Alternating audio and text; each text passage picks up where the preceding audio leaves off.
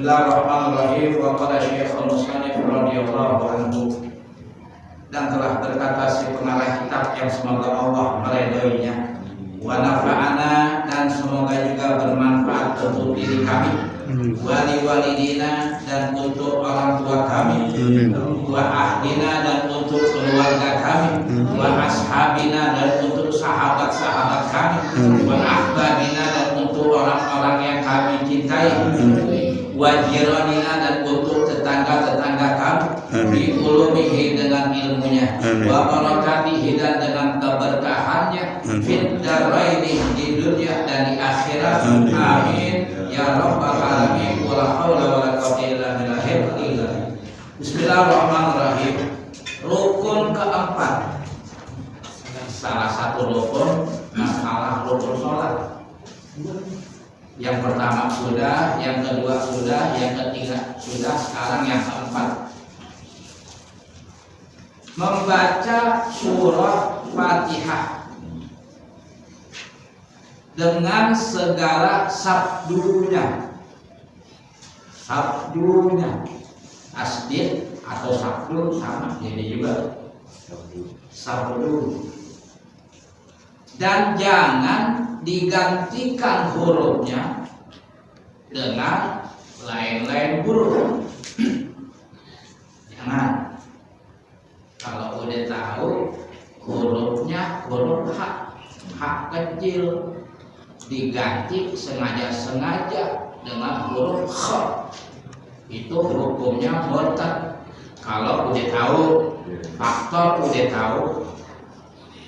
Cuman kalau faktor belum tahu, kita lagi belajar, insya Allah maafin.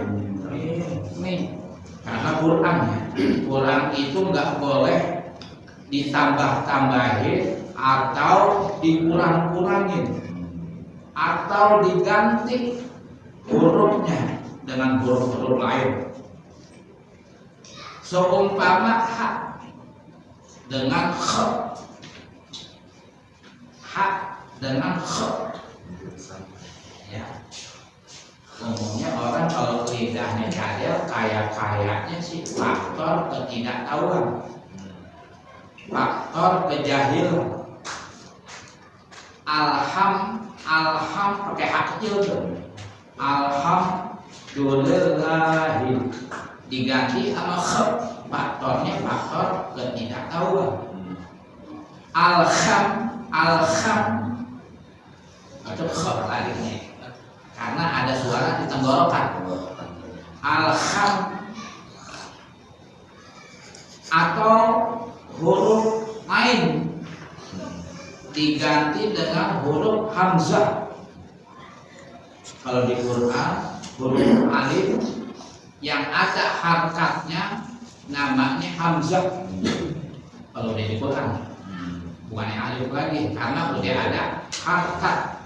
Kecuali yang tidak ada harkat, nggak ada baris, seperti ayat pertama surah Al-Baqarah, itu huruf alif itu, bukannya hamzah, makanya dibacanya alif lam mim, karena hurufnya alif. Kalau hamzah alif yang ada fathah, yang ada harokat baris, apa fathah, apa dhammah, apa kasrah. Banyak ya di Quran, banyak di Quran, surah khususnya di surah Al-Fatihah. An'amta, an itu pakai alif tuh, alif nun ain mim. An'am habis alif baru ain, ya. Kalau ain orang bindeng, minta maaf, orang yang agak bindeng itu ngomong ainnya jauh itu, dia pasir. Alif sama ain, hamzah bisa kita bedain atau sebagainya. Demikian pula hukumnya pada lain-lain rukun kauli, rukun ucapan, Karena yang wajib rukun qauli bukannya surah Fatihah doang di dalam sholat, termasuk takbiratul ihram, ngucapin Allahu Akbar, itu rukun qauli. Membaca tasyahud akhir hukumnya fardu ain ya. Kalau tasyahud awal hukumnya sunnah awal. Tasyahud awal sama seperti doa kunut. Tasyahud awal. Cuman kalau tasyahud akhir hukumnya sama seperti surah Fatihah, wajib. Ya, wajib hukumnya. Nggak boleh ada kesalah-salahan. Karena rukun qauli, rukun bacaan yang wajib, seumpama tasyahud akhir hukumnya wajib tuh, nggak boleh ada kesalahan.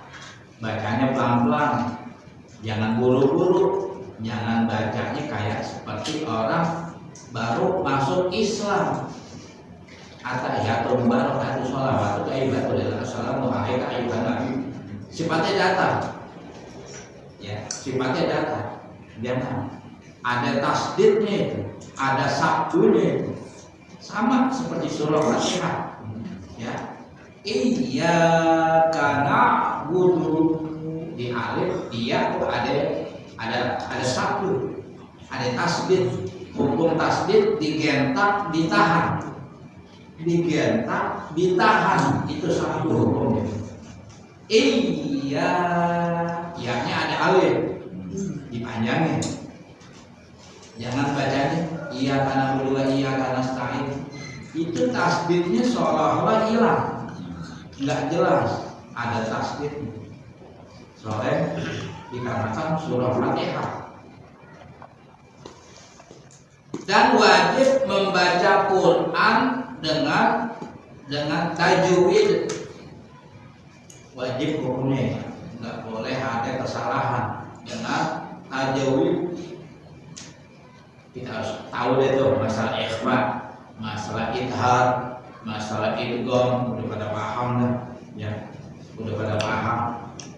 Cuman kalau orang yang usianya udah lanjut ya udah sebisanya aja. Karena faktor lidah sulit ya. Kalau udah usia di atas 40-50 tahun belajar tajwid itu sulit. Kecuali bocah-bocah. Kalau udah tua sulit karena lidah itu agak sulit. Karena berkaitan tajwid berkaitan dengan makhraj, huruf yang keluar dari mulut harus pas. Karena abjadnya huruf Quran itu S-nya ada 4 itu. Huruf S ada 4. Ada yang cadel, ada yang medok, ada yang bilas, ada yang sedang. Yang cadel huruf sa. S, huruf S-nya dibuang.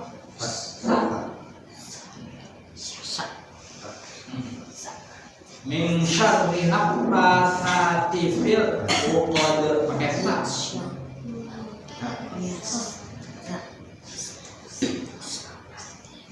Hati-hati nih masalah Quran, hati-hati. Kalau masalah Quran hati-hati.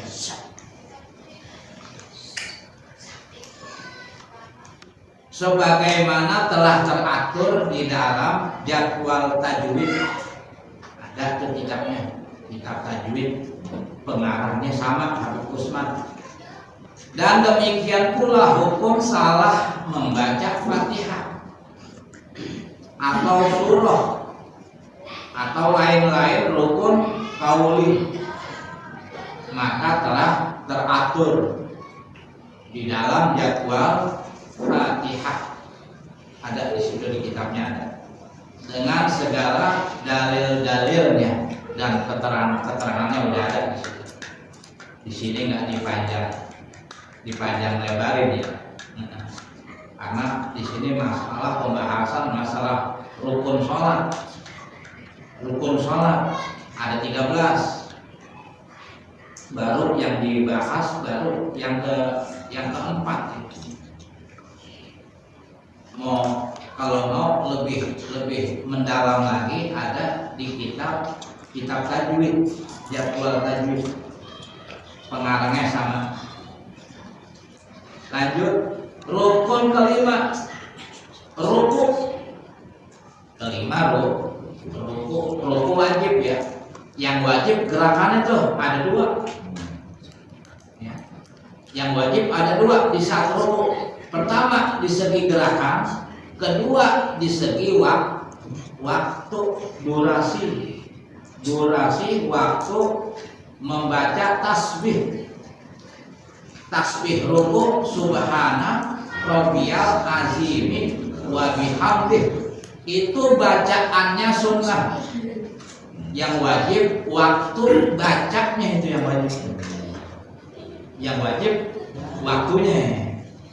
Subhana rabbiyal azimi wa bihamdih kurang lebih taruh berapa detik tuh? Kurang lebih 5 detik. Itu waktu 5 detik di saat kita ruku, enggak bergerak-geraknya, diam sejenak di waktu membaca tasbih.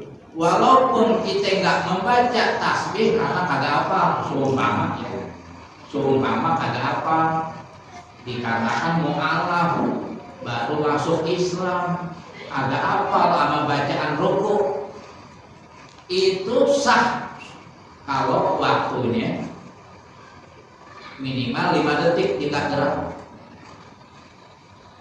Waktunya yang dihitung. Waktunya itu bahasa kitanya tomak ninah. Tomak ninah itu ialah waktu membaca tasbih di saat ruku. Rukunya juga ya, ruku telapak tangan adanya di dengkul. Telapak tangan di dengkul bagi orang yang sehat, badannya yang belum ada usur, ya masih muda-muda, masih kuat-kuat. Cuma kalau yang udah aki-aki, yang udah usia 90 tahun, kesian kalau di dengkul. Takut-takut telapak tangannya di dengkul dengan jomplang, takut-takut nyungsep, ya. Ya, kalau yang udah usia lanjut, minta maaf ya.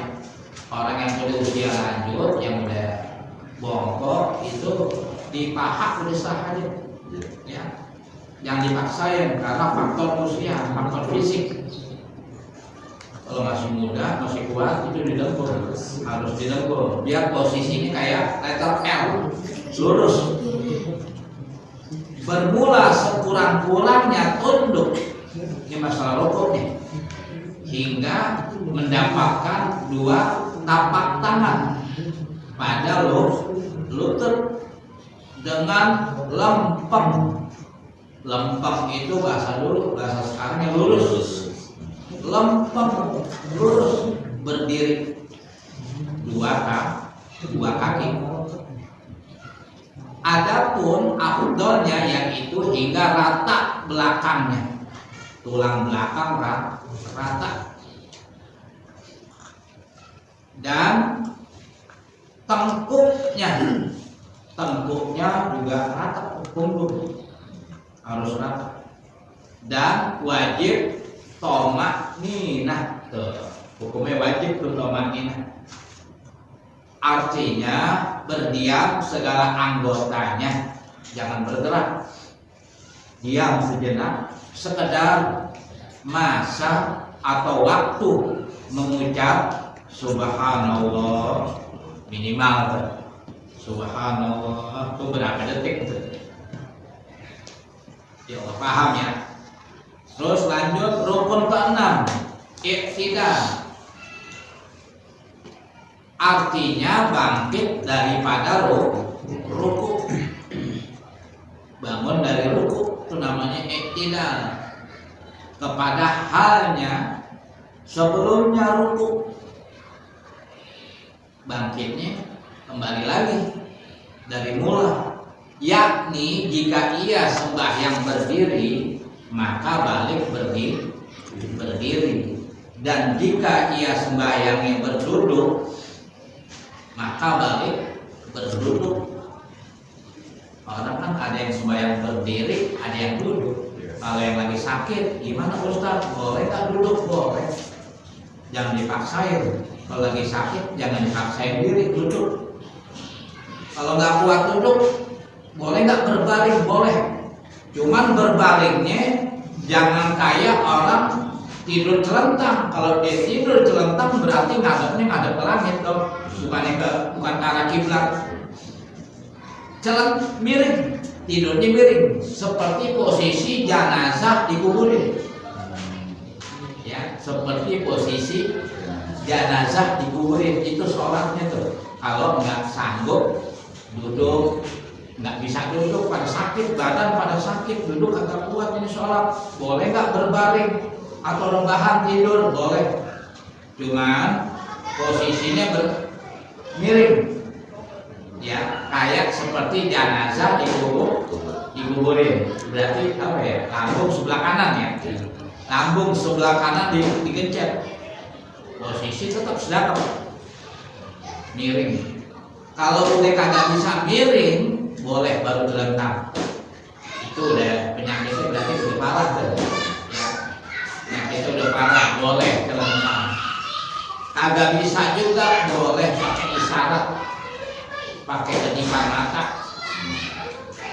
Apa intinya? Sholat nggak boleh ditinggal, walaupun keadaan bagaimanapun nggak boleh ditinggal.